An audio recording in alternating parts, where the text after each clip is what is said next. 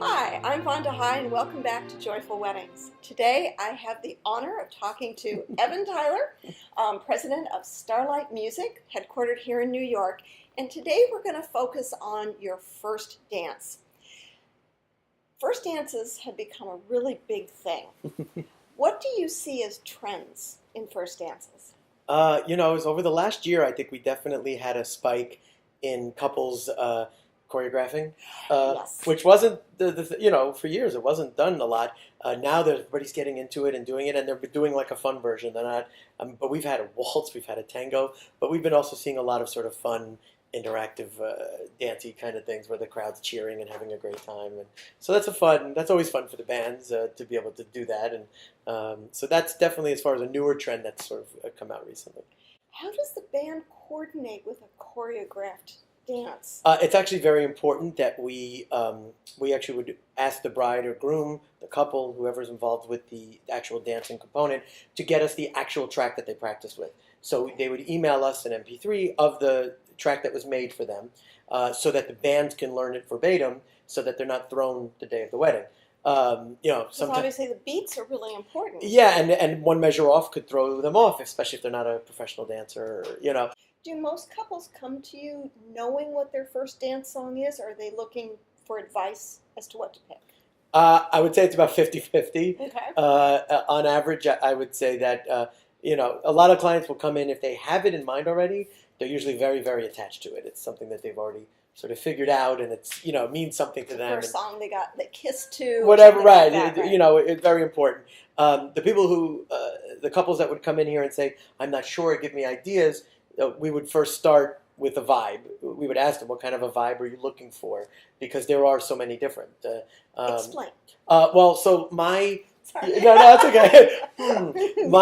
My first thing, that advice I give anyone who hasn't chosen the song yet, is first of all, yes, it has to mean something to you and have a specific meaning for you. But my advice as a musician, going back, is think of the song 20 years from now. If you're going to be a guest at a wedding, a bar bat mitzvah, or something like that, is it a song that band or DJ would carry with them? That's a thought. So if you're going to get married and dance to Can't Help Falling in Love by Elvis, chances are the band will know it 20 years from now.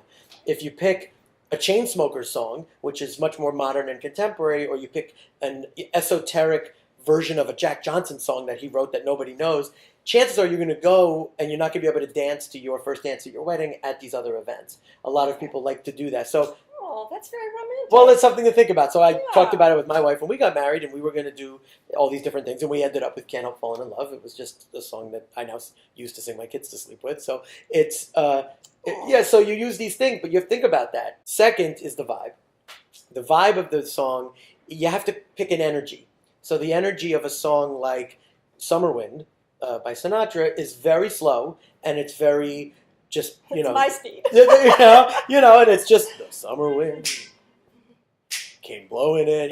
That's a very different vibe from Unchained Melody, famous, Righteous Brothers song, which Beautiful is song. Leaning towards what I would call Mega Mushy, which I love. And Mega Mushy can be great at your first dance.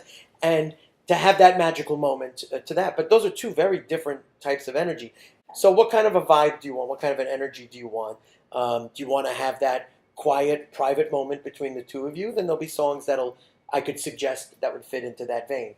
If you want everybody sort of cheering and clapping and going crazy, then there are other songs that you would pick with different kinds of energy to them. So that vibe is the first place you really start when you're trying to figure out your song. How often do couples want people to join them versus do the thing by themselves? I would say more often than not. It's probably about 80%.